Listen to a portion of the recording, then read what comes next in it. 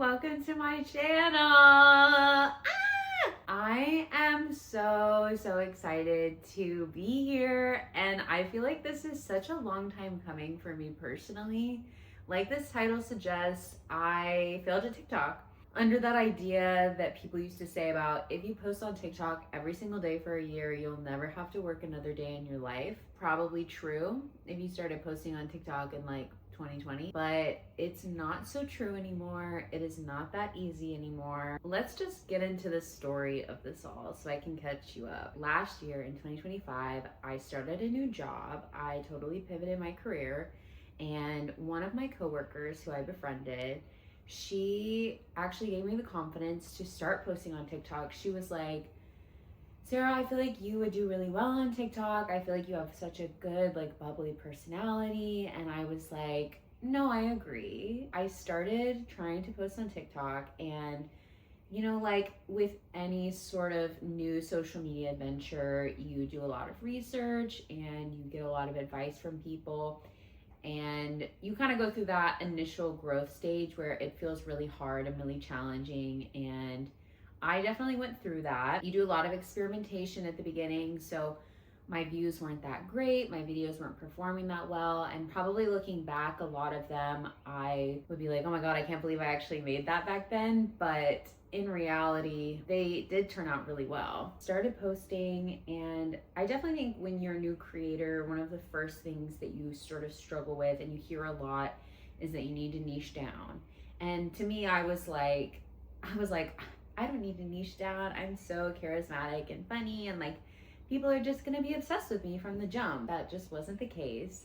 I started to notice that, especially on TikTok, I think more like rage baity or controversial content does well. I think that's true of any social media platform, but I think on TikTok it does exceptionally well. And I think at the time I felt like, oh, I need to go viral. I need to post something semi-controversial to get a bunch of followers, because I had actually had a TikTok account probably in 2020, and I posted a video, it went viral. I got like 10,000 followers overnight, because that's how it was back then. It was like if you had one viral video, you would get so many followers.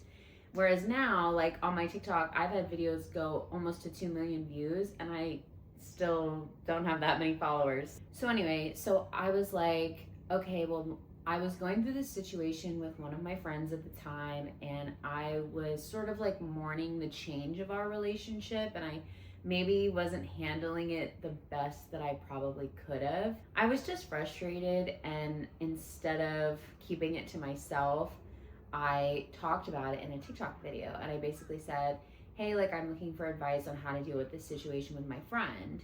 And oh my God, that shit blew up in the worst way possible. I had bitches coming out of the woodwork that were telling me that I was jealous of her, that I liked her, that I was being a bad, selfish friend. Actually insane how vicious and nasty people can be online. And that was my first experience where I really was down bad. Like, I was like, oh, this is awful. And I felt like the world hated me, even though, for perspective, I capped this video, like I privated it when it was about at 100,000 views. So it really didn't blow up that big before I stopped it, but it definitely made an impact on me. And I definitely think that the lesson that I took away from that was to not be posting things on social media that you feel are too close to your heart, because at the time I was feeling in a weird spot with my friendship, and to post about my friendship and have so many people publicly call me a bad friend online was really, really hurtful.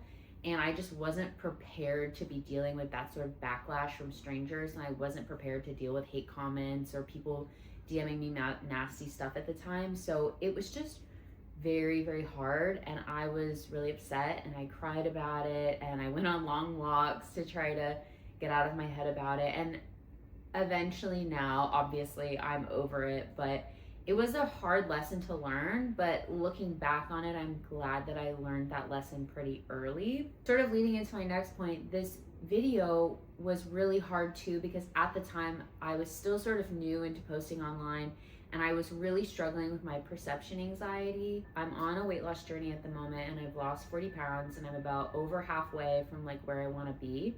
But that was always something that I really struggled with, was I was like, oh, people won't take me seriously because I'm fat, and people just won't see past that part of me. And so that is a big reason why I decided to begin my weight loss journey, was because I wanted people to see me for me beyond just my weight. Like, I felt like being online, the first thing someone looks at you, they make an opinion about you. That's just human nature.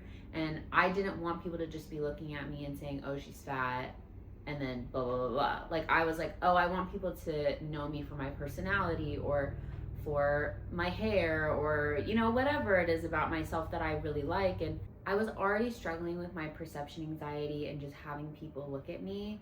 And so I think that was a really big takeaway that I had from that whole experience. Even though I did not achieve the level of success that I wanted to, I thought, oh, I post on TikTok for a year, I'm going to get 100,000 followers. People are going to be obsessed with me. I'm going to be getting brand deals within a year. Like, I truly don't know what I was thinking. I was so like delusional at the time. My biggest takeaway personally was that I got over that perception anxiety, and I think it's set me up so that I can do this right now, to where I'm not afraid of connecting with people. I'm not afraid of people watching me, because I truly feel like online, you have to remember that there's so many people that exist online. There are going to be people that agree with you. There's going to be people that hate you. There's going to be people that don't care about you, people that think you're ugly, people that think you're beautiful. It doesn't, because there's so many people that exist, and so many people that exist online, and what it really is about is finding your people. I'm really glad that I have that takeaway now from that experience, because I think it's helped set me up so that I can do this now. That brings me to my next point as well, is that dealing with hate comments. I think when I started TikTok, I was so afraid of hate comments. I was so afraid of people saying, she's ugly, or she's annoying, or she's fat, or like trying to cancel me for whatever my opinion was. And I was so afraid to even say what my actual opinion was, or to even speak how I normally would speak, because I was like, oh my God, I'm gonna offend somebody. And you feel like you have to talk in this certain sort of way. And in reality, that's just like, you have to accept that there's just gonna be people that don't like you, and there's gonna be people that are miserable that are gonna leave you hate comments, and that's okay too. Like, my personal rule of thumb is that if somebody's gonna leave me a hate comment, it says more about them than it does about me. I don't go around leaving hate comments on people's videos. If I don't like them, I just scroll away. But to think about the mindset of somebody that's gonna go onto a video, watch it, or see 5 seconds of it, and then go to the comments and say, you're ugly? What the fuck? That's a miserable person. That is a miserable person that's unhappy with their own life or their own self, and they have no other outlet than to try to be nasty to you and bring you down too. So that's why I decided that I just don't let hate comments bother me anymore, because a profile that doesn't even have a profile picture or any comments posted, and they're leaving me a nasty comment, I just assume that they are ugly and bald and live at home and don't do anything with their lives. And so therefore your opinion about what you have to say about me is invalid, and I don't care. I don't have respect for people that aren't even bold enough to do what I'm doing. So if you're worried about getting hate comments or anything and posting online or pursuing whatever your goals are, and you're worried about negative outcomes, who cares? Let those people be miserable. You're going to continue on with your life. I just delete mean comments at this point. I don't even care if it messes with my engagement. I'm just like, if you're going to be nasty, delete. If you're going to be mean, block, and you just move on. The next thing that I was really glad that this year on TikTok taught me is basically patience with social media growth. That if you really want to build a career and you really want to build a lifestyle off of this, it truly is about a marathon, not a sprint. You have to really, really be passionate about your message, and you really have to be passionate about why you're trying to connect with people. I think I assumed that it was going to be so quick and easy, and I think maybe if I had started on TikTok in 2019, like I said, I truly believe that everything happens for a reason. And looking back now, I really feel like this year on TikTok was preparing me for this. The other thing you have to think about, guys, is that time is really what gives you perspective. So I spent that time building my wisdom, to have the perspective that I do now, that I can look back on it. And when you're in it, it feels frustrating and you feel stupid and you feel like, why is nothing working out and people hate me and I'm boring and nobody's connecting with me? But that's really not the case. I was looking at it so much from this external validation perspective of people are not giving me the validation that I want on this app, but in reality, like, what I was gaining was for me. Like, I learned how to be patient and I learned what it takes to grow a social media career, which leads me to my next point, learning to talk to the camera. I think so many people, myself included, think that talking to the camera is so natural, and it's really not. It's very awkward. It can be very intimidating, especially if you're like holding the phone up and you're talking, you can see yourself. I'm still so guilty. I always will look at myself. Even like last night I was posting TikToks and I was just looking at myself and I was like, Sarah, you have to look at the camera. So talking to the camera has definitely gotten easier. I think even now recording this, talking to you, like, I feel so much more natural than I did even before when I was trying to make YouTube videos. When I, like around COVID time in 2020, I was making YouTube videos at home and I really struggled with talking to the camera. And so I really think that my year on TikTok was sort of like a creator boot camp where you learn the creative discipline of what it takes to put a piece of content or more out every single day, thinking of content ideas, you know, researching on the app and figuring out what you want to do, thinking about your niche, thinking about your purpose. What is it that you're actually trying to say? Who is your audience? Who are you trying to connect with? And then just learning the skills of talking to the camera, editing, branding, having a business email, all of that sort of stuff. The other thing is I felt like I was like, well, I don't feel like I'm an expert in anything. Like, I don't even know what value I could be giving to people, but sometimes I think the journey is really what's inspiring to people.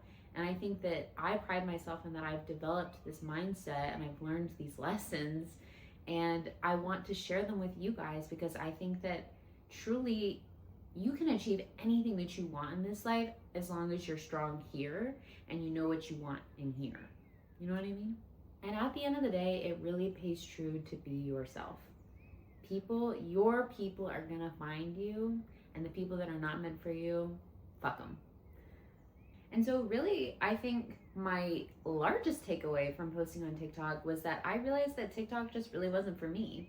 I realized that the way that I want to connect with people is a lot more conversational and a lot more long form. And I think I was just struggling with connecting with people in 5 seconds to get their attention to want to watch my video. That I'm just more of a creator that wants to do this, and I want to sit down and I want to talk to you and I want to say what's on my mind.